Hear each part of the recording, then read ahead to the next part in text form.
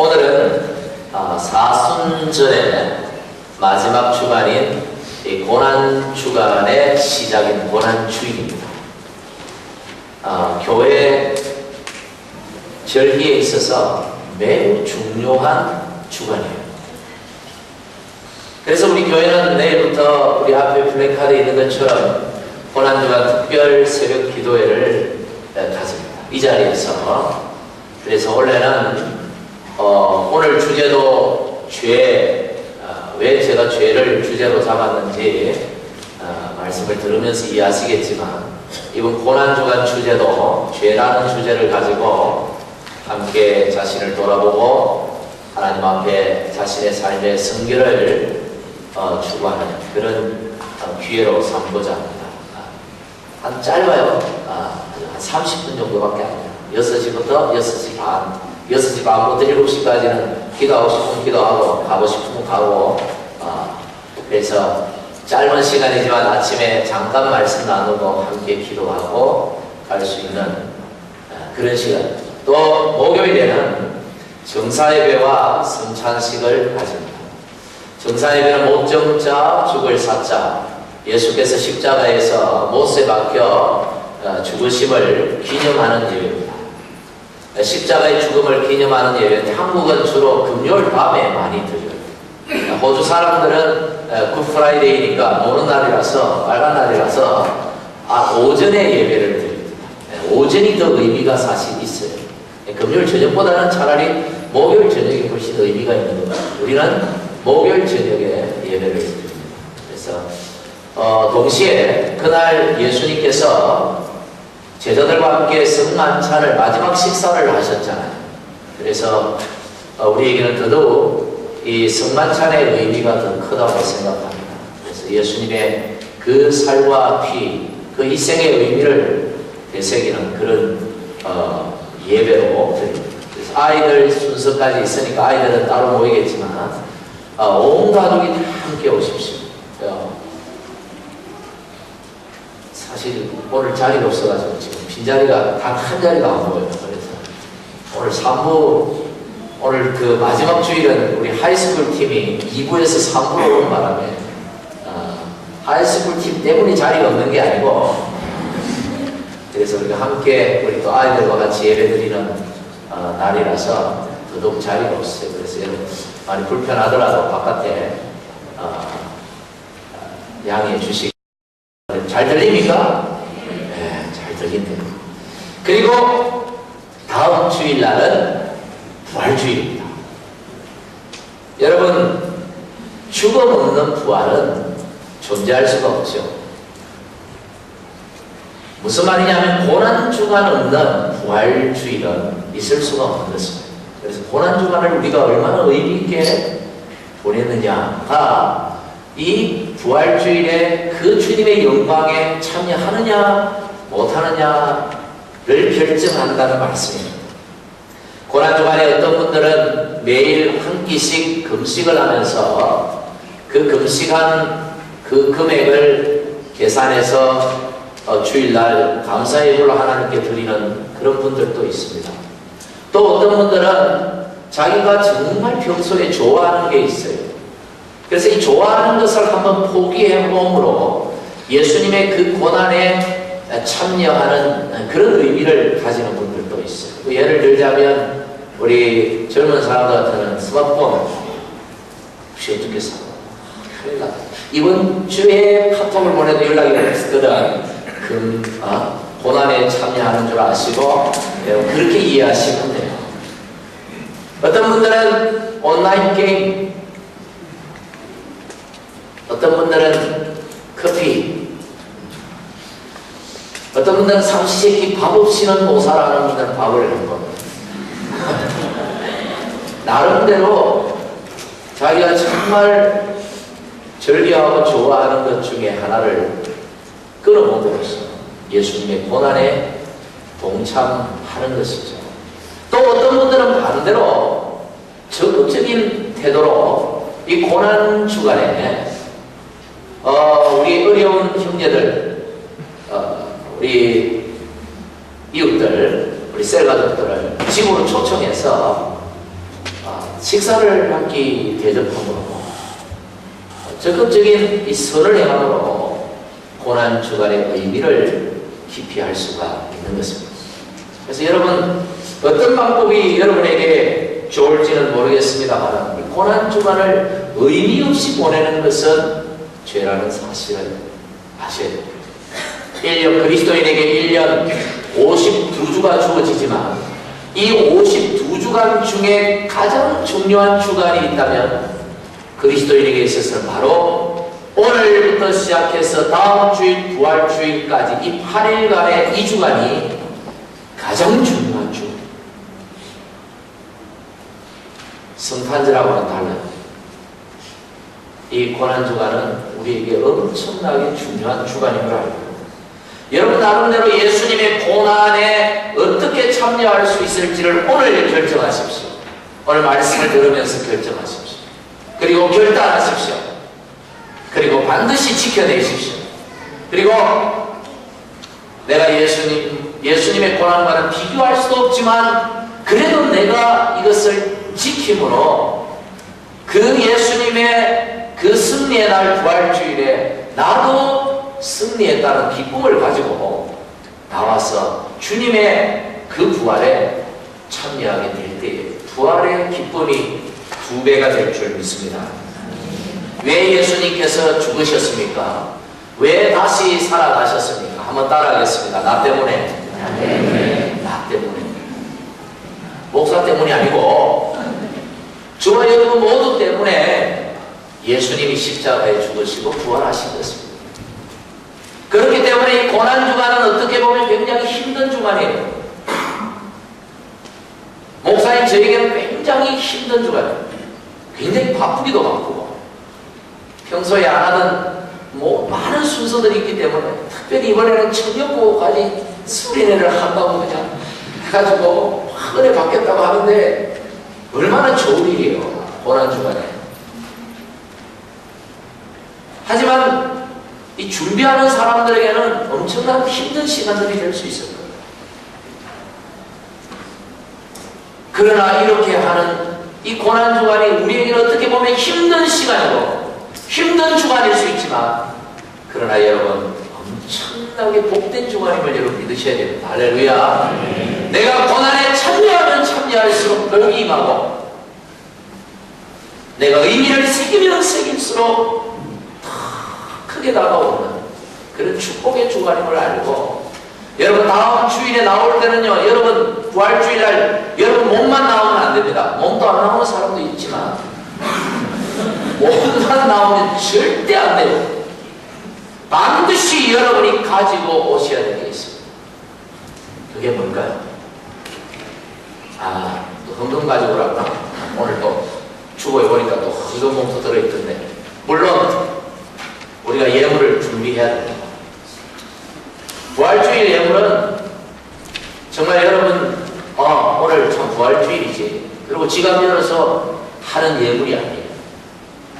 뭐 다른 날도 그렇게 해서는 안 되겠지만 특별히 부활주일 예물은 여러분 구별하고 준비해서 부담을 가지고 드려요. 제가 오늘 여러분 꼭 가지고 나와야 될 게 뭐냐 이걸 얘기하고자 하는 게 아니라 뭘 여러분이 부활주일에 주님께 드려야 될까? 가장 먼저 가장 소중하게 드려야 될 것은 여러분 고난의 흔적입니다. 여러분이 부활주 이 고난주간에 예수님의 고난에 동참했다는 그 고난의 흔적을 하나님 앞에 예물로 드려야 됩니다. 그래야 부활주일이 여러분에게 다시 회복하고 다시 살아나는 축복의 주일이 되는 것입니다. 할렐루야. 이 예수님의 고난주간에 우리가 정말 깊이 묵상하고 생각해야 할 한 가지 주제가 있습니다. 그게 뭐라고 그랬죠? 죄. 예수님의 고난이 왜 필요했을까? 예수님이 왜 고난받으셨을까? 두말할 것도 없이 죄 때문입니다. 저와 여러분의 죄 때문에. 저와 여러분에게 죄가 없었더라면 예수님은 고난받을 필요도 없고 십자가에서 죽으실 필요도 없었을 것입니다.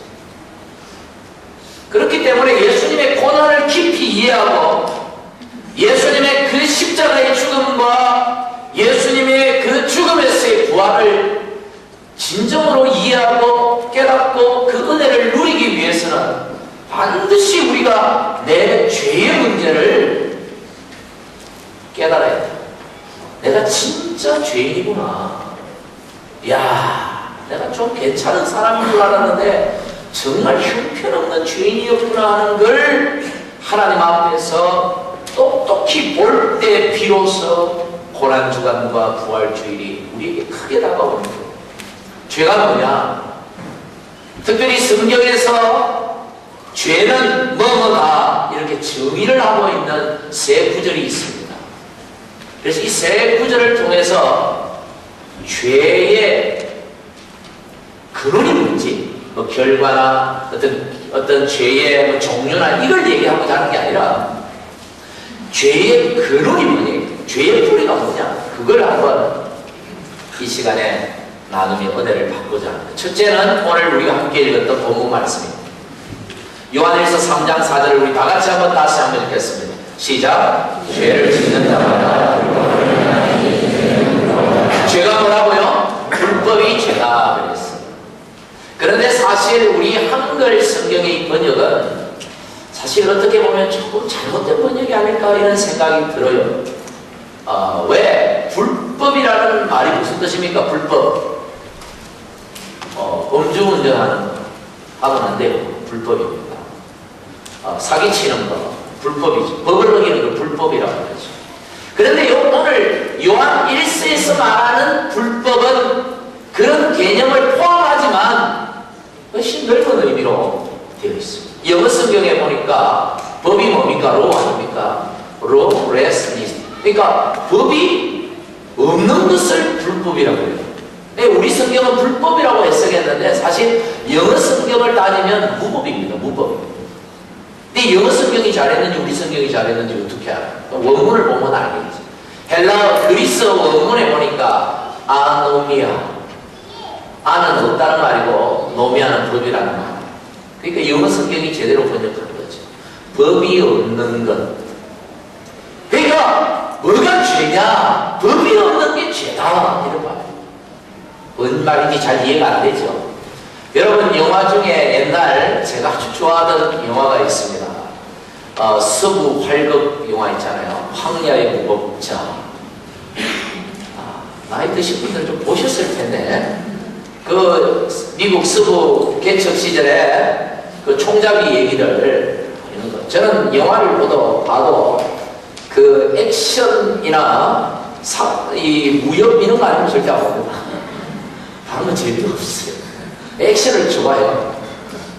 그렇다고 영화를 자주 본다는 얘기가 아니라 이 황야의 무법자라는 영화가 있는데 이 영화 그런 내용이 그래요. 어떤 사람이 억울한 일을 당해가지고 보안관을 찾아가서 얘기를 했더니 이 보안관이 그 사람하고 한 통속이야. 그래가지고 그만 억울한 누명을 지가 덮어쓰고 감옥에 두드리 맞고 감옥에 갇힌 겁니다. 얼마나 억울해요. 천신만고 끝에 탈출을 했습니다. 그리고 깊은 산속에 들어가서 열심히 총연습을 했어요. 이제는 눈을 감고도 이 목표물을 맞출 수 있을 만큼 총격이 연습을 잘 해가지고 어느 날 그 마을에 나타났습니다. 그리고 자기를 억울하게 만들었던, 자기를 괴롭혔던 그 사람을 쏴 죽입니다. 그리고 보안관을 쏴 죽입니다. 그리고 마음에 안 드는 놈들 다 쏴 죽이고 하고 석양의 빛을 향하여 쫙 말을 타고 갑니다. 그리고 음악이 나오죠. 황야의 무법자 음악이 깔리면서 자막이 쫙 올라가죠. 여러분 이 황야의 무법자는 법이 있습니까 없습니까? 법이 있습니까 없습니까? 없는 것 같지만 사실은 있습니다. 누가 법입니까? 지가 법이지, 지가. 내가 법이에요, 내가. 그렇잖아요. 여러분, 누구를 죽여야 되겠다, 누가 결정합니까? 지가 결정합니다. 어떻게 죽여야 되겠다, 누가 결정합니까? 살릴 놈, 죽일 놈을 누가 결정합니까? 지가 다 결정합니다. 지가 법이죠. 여러분, 여기에 죄는 불법이라 했는데 이 말은 죄는 무법이라, 다른 말로 자기 법에 의해서 살아가는 모든 사람은 죄인이야, 이런 말입니다. 여러분, 저와 여러분이 무법자라는 사실을 아십니까? 우리가 살아가면서 특별히 가까운 사람들과 많은 갈등 속에서 살아가잖아요. 왜 그런지 압니까? 무법자이기 때문에. 아내와 남편이 세상에 둘도 없이 가까워야 될 사이지만 얼마나 많은 갈등들을 가지고 살아가는지 모릅니다. 왜 그렇습니까? 무법자들이 서로 자기 법을 포기하지 않고 자기 법대로 아내를 바라보고 남편을 바라보기 때문에, 남편은 어릴 때 자랄 때 자기 아버지가 너무 권위적이고 엄마는 너무 순종적이고, 그래서 물 떠다 주고 밥 한 번 바꿔다 주고, 그래서 남편은 저래야 되고 아내는 저래, 자기 법이 생긴 거지. 아내는 자기 아빠가 너무 자상해요. 엄마가 음살만 부려도 놔둬라 내가 다 할게. 다 하고 설거지 다 하고 청소 다 하고. 남편은 저러고 아내는 저렇구나. 결혼해보니 법이 같아요, 달라요? 서로 다르니까 왜 막 서로 그냥 틀렸다고. 여러분, 자기 법을 포기하지 않는 한 그 집안의 갈등은 끝이 나지 않는 것입니다. 그렇겠죠? 인간관계가 왜 깨어집니까? 인간관계에 많은 문제들이 왜 생깁니까? 다 무법자들이라고. 그래가지고 하는 말 들어보십시오. 교회가 그래가 되냐? 교회가 뭐예요? 정치 기준이죠. 지가 생각하는 법이 있어요. 교회가, 사회가 뭐 이 모양 이 꼬라지고 어쩌고 저쩌고, 나라가 어쩌고, 대통령이 어쩌고, 전부 다 뭡니까? 자기 법에 그 법대로 됐다가 나라 완전히 망쳐버려요. 여러분, 차를 몰고 가다가 운전 이상하게 하는 인간을 만난 적이 있을 겁니다. 막 끼어들고. 그럼 어떤 마음이 됩니까? 어이구, 그냥 총 있으면 그냥 빵! 서울이었지. 웃는 사람 다 그 마음이 한 번씩은 들었습니다. 그런데 나도 그렇게 운전하고 있는 때때로 바쁠 때는 남들이 내가 바쁜 줄 알아? 나는 바쁘단 말이야. 나는 바쁘니까 막 새치기 나고 하숙도 하고, 그럼 뒤에서 누군가가 그런 생각을 하고 있습니다.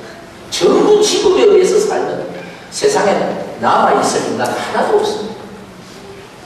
자기 법에 안 맞춰주니까 섭섭하고, 자기 법에 안 맞춰주니까 화가 나고 분노가 일어나고 죽일 놈 살리고. 그렇죠? 여러분, 뭐가 죄입니까? 무법이지. 여러분, 오늘 우리 안에 정말 이 죄인이 아니라고 말할 수 있는 사람이 누가 있겠어요? 내가 내 법대로 산 사람. 두 번째 죄가 뭐냐? 야고보서 4장 17절입니다. 우리 같이 한번 읽어보겠습니다. 시작. 그러므로 여기 선은 다른 번역에 보면 선한 일 이렇게 되어 있어요. 선한 일을 알고도 행하지 않으면 죄다. 여러분, 선이 뭡니까? 부모에게 효도하는 것, 선한 거죠. 어려운 사람 도와주는 것, 선한 거죠. 그런데 오늘 야고보 장로가, 예수님의 동생인 이 야고보 장로가 지금 이 야고보서를 통하여 말하고자 하는 선은 그런 의미가 아닙니다. 그런 의미가 아닙니다.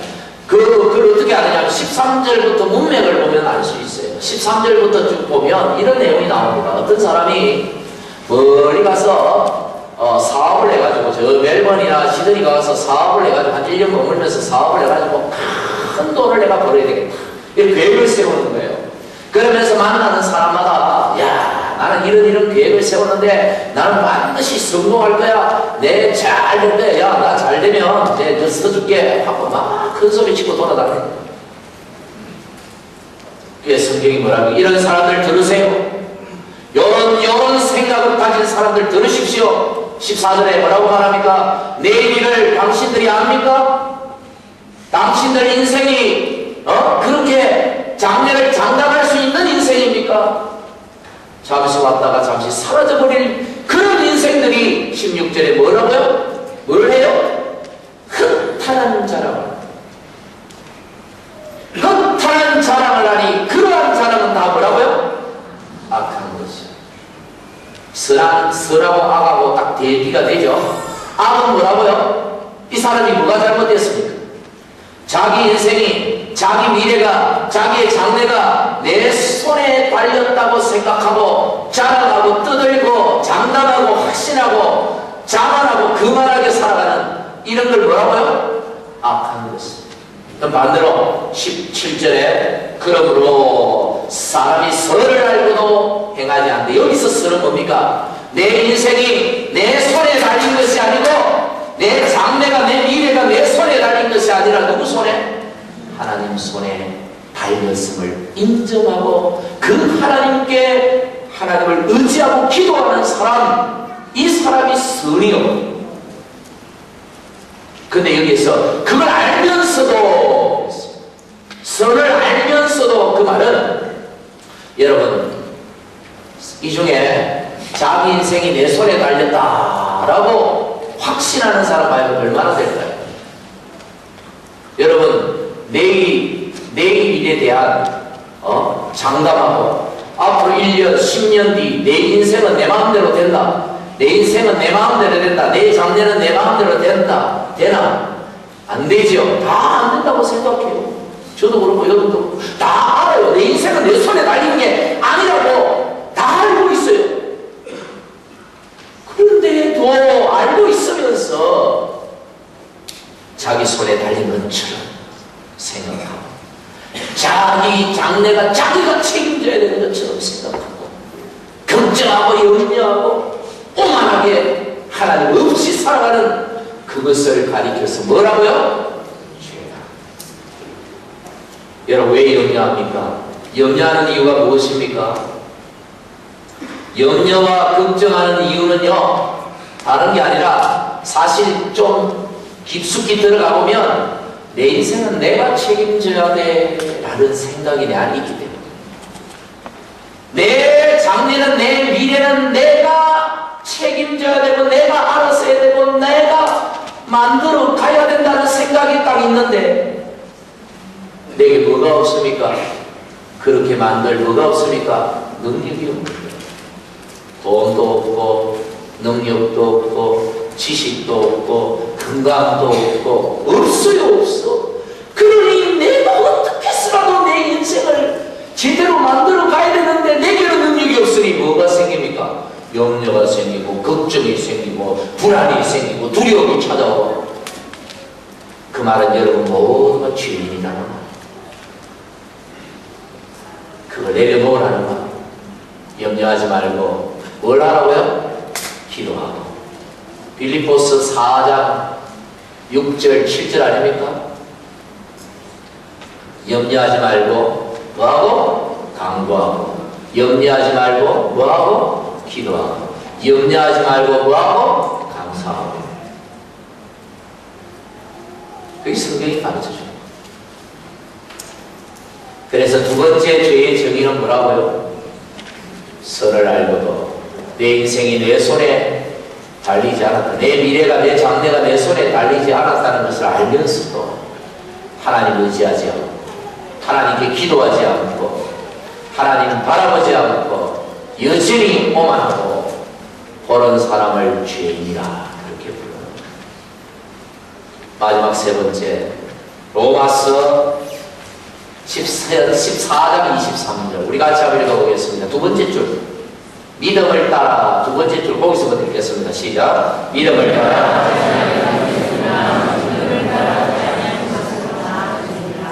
믿음을 따라 하지 아니하는 것은 다 모두 다 죄다. 여러분 여기에서 믿음에 근거하지 않는 죄, 믿음을 따라하지 않는 죄가 뭘까요? 이것 또한 역시 좀 문맥을 좀 살펴봐야 돼요.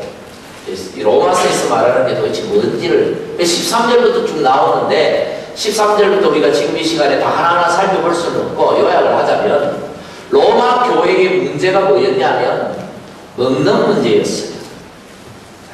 교회가 먹는 문제 가지고 사실은 먹는 문제가 사실 엄청 큰 문제예요.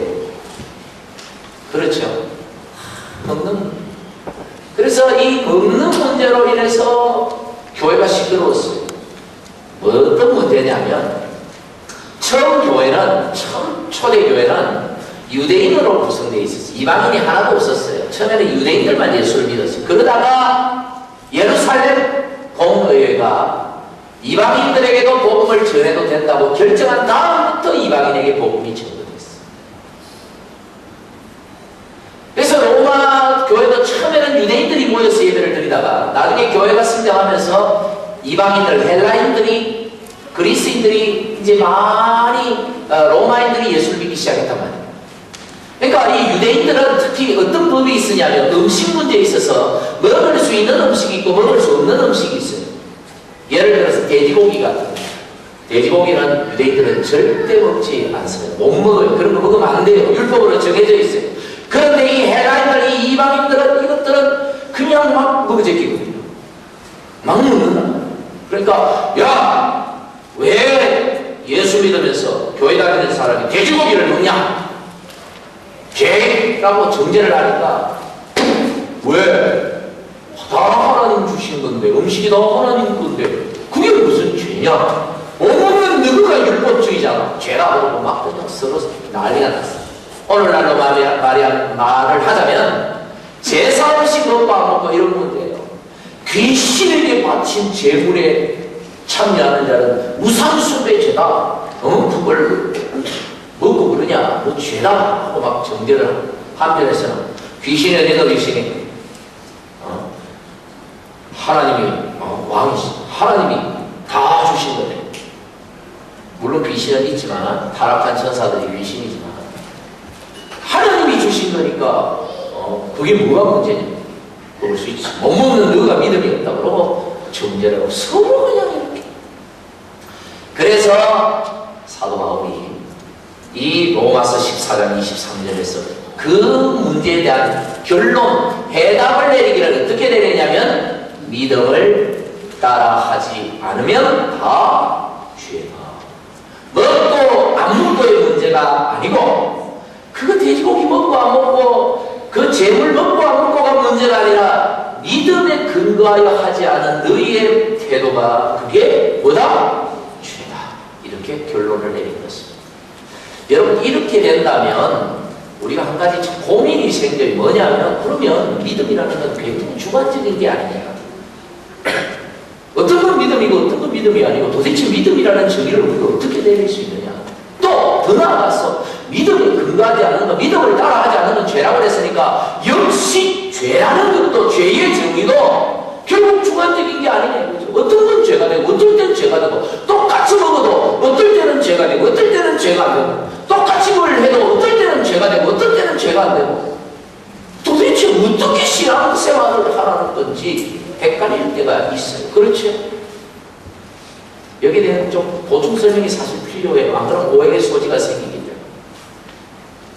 구약시대는 하나님께서 이스라엘을 다스리실 때 어떻게 다스리냐면 율법이라는 걸 주셨어요. 율법의 핵심이 뭡니까? 해라, 하지 마라. 그래서 이 유대인들은요, 하라, 하지 마라, 따라만 가면 돼요. 그래서 신앙생활하기가 사실 편해요. 딱 정해져 있잖아요. 뭐는 하면 되고, 뭐는 안 하면 되고, 뭐는 하면 되고, 뭐는 그것만 딱 보고 율법대로 따라만 가면 돼요. 그 조항이 없으면 뭘 하든지 말든지 죄가 아니니까. 그런데 신약 시대, 신약 성경을 여러분 읽어보세요. 그런 게 나오나? 별로 없어요. 도대체 신약 성경은 믿음을 따라 해가지고 선을 알고도 또 이게 뭔 소리지? 그래서 신약 시대에 살아가는 성도들이 어떻게 이 문제를 해결했냐면 자꾸 구약의 율법을 끌고 와가지고 율법을 가발해놓고 만니 틀리니 정죄하기 시작하는. 왜? 신약 성경이 분명한 뭔가를 제시해주지 않기 때문에 답을 제시해주지 않으니까 자꾸 구약에 있는 율법을 끌고 와가지고 신약 교회에다가 갖다 집어넣고 요건 네가 죄다, 요건 틀렸다, 요건 맞다, 이렇게 하다 보니까 교회가 시끄럽고. 여러분, 왜 예수님 하나님께서 신약 시대는 그렇게 하지 않느냐면, 구약 시대는 하나님께서 율법이라는 도구를 통하여 백성들을 다스렸다면, 신약 시대는 하나님께서 성령을 보내셔서 우리를 다스리시는 거죠. 그래서 성령을 어디에 보내셨어요? 저 퍼스시티에 보내셨으면 좀 멀리 저 맨주라 사는 사람 힘들 거예요. 어디에 보내셨어요? 우리 마음에, 각자 마음에 성령을 코치로 보내셨어요. 그래서 성령의 인도함을 따라 살아가도록 의도하신 것이죠. 그래서 어떤 신앙생활이 가장 신앙생활 잘하느냐? 따라합니다. 성령 충만. 그래서 교회에서 성령 충만을, 성경에서 성령 충만을 그렇게 강조하는 거예요. 성령 충만한 삶이라는 것은 성령의 음성에 귀를 기울이고, 성령이 원하시는 건 하고 성령이 원치 않은 것은 안 하고 성령을 따라 살아가는 삶을 성령 충만이라고 해요. 여러분, 제가 지금 무슨 말씀을 드리고자 하느냐면, 이 성령에 의해서 살아가는 삶, 이것이 믿음의 근거한 삶이다, 이런 말이에요. 근데 성령님이 우리에게 어떻게 그런 말씀하시느냐? 우리 마음에 계시니까, 심령에 계시니까 양심에 말씀하시고. 그럼 믿지 않은 사람들도 양심의 가책 받고 그러잖아요. 그럼 그 사람들은 뭐냐? 믿지 않는 사람은 도덕적 기준, 사회가 정한 도덕적 기준에 따라서 양심의 가책을 받기도 하고 받지 않기도 하지만, 우리는 달라요. 우리는 도덕적 기준이 아니라 우리는 성령을 통하여 양심의 가책을 받기도 하고 받지 않기도 하고 그렇게. 그래서 요한복음 로마서 14장 23절에 나오는 이 믿음이라는 단어는 다른 의미로 영어로 말하면 컨빅션이에요. 자각이라는, 깨달음이라는 거예요. 누가 깨닫게 합니까? 성령이 깨닫게 하는 거예요. 성령이 우리 안에서 막 깨닫게 하는 거예요. 그거 하나님 싫어하는 거야.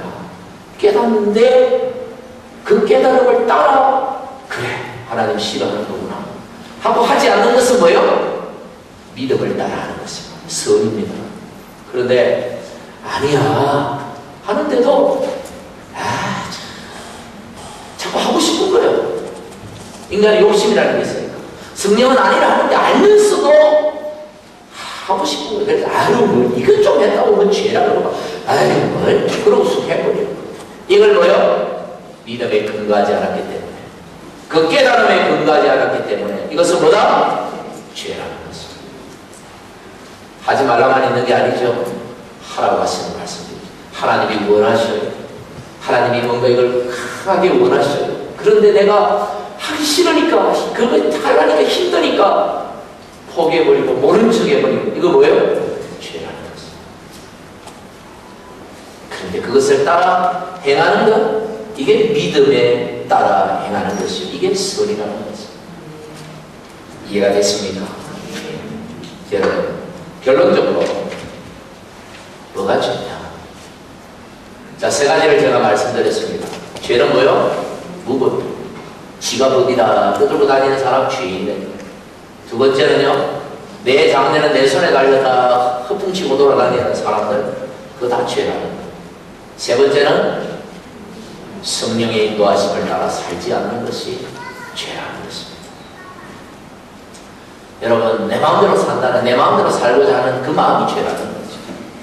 그럼 이 세 가지를 결론 내려보면 결과적으로 뭐가 죄냐? 뭐가 죄냐 하면 결국 내가 하나님 자리를 차지하려고 하는 그게 죄예요. 내가 법이다. 하나님 법이지. 내 장래는 내 손에 달렸다. 하나님 손에 달려있지. 내 마음대로, 아니요, 성령 하나님 마음대로 하나님 자리를 내가 차지하려고 하는 거, 그게 죄라는데, 결과적으로 사단이 죄의 근원이 되었던 이유가 뭡니까? 하나님 자리를 차지하려고 했잖아요.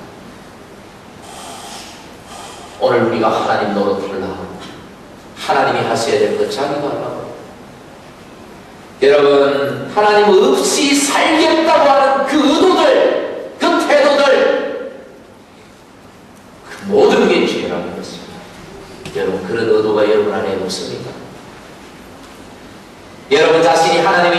자기가 세운 법에 따라 남을 판단하고 비판하고 다른 사람이 내가 만든 법에 맞춰주지 않는다고 분노하면서 가족들과 이웃들에게 상처 주고 살아가는 사람 여러분 없습니까?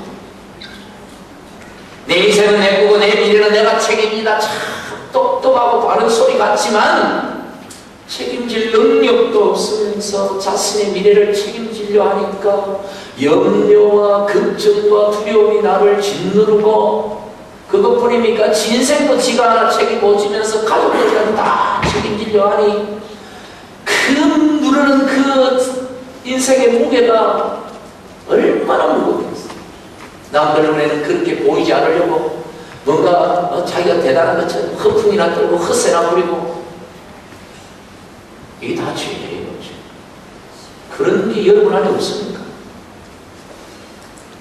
내 인생의 주인은 나니까 내 인생은 내 마음대로 하라. 굉장히 자유인 같고 21세기 현대인같이 그런처럼 보이지만 여러분 마음대로 사는 인생의 결말은 장담 못합니다. 끝은 안 좋아. 여러분 인생 마음대로 살아보세요. 어떻게 되는지. 우리 다 알고 있어요, 사실. 아닌 척해서 그렇지. 하나님은 우리 행복을 위하여 성령님을 보내주신 줄 믿습니다. 성령님의 음성에 귀를 기울이고 성령님의 음성을 따르는 게 행복의 길이에요. 고난주간에 정말 이 죄의 문제를 우리가 좀 생각해야 됩니다. 이런 의도가, 이런 모습들이 내 안에 있는지 좀 깊이 한번 생각하고 고민하고 그런 것들을 좀 내버리고 끊어버리는 시도들이 이번 고난주간이 한 주간 동안 계속해서 우리 안에 일어나야 되겠습니다. 그래야 우리에게 이 고난주간이 복된 주간이 될 것입니다. 온전히 끊어버리는 저와 여러분에게 다시 축복합니다. 기도하겠습니다. 하나님 감사합니다. 고난주간에 우리 안에 이런 하나님 없이도 살려고 하는, 내가 하나님 자리를 차지하려고 하는 이런 엄청난 의도들을 내버리고 끊어버리고 부숴버리고 성령님의 인도하심을 따라 온전히 하나님의 자녀로 살아가고 결단하는 그런 주간이 되도록 하나님 축복하여 주시옵소서. 예수님 이름으로 기도하옵나이다. 아멘.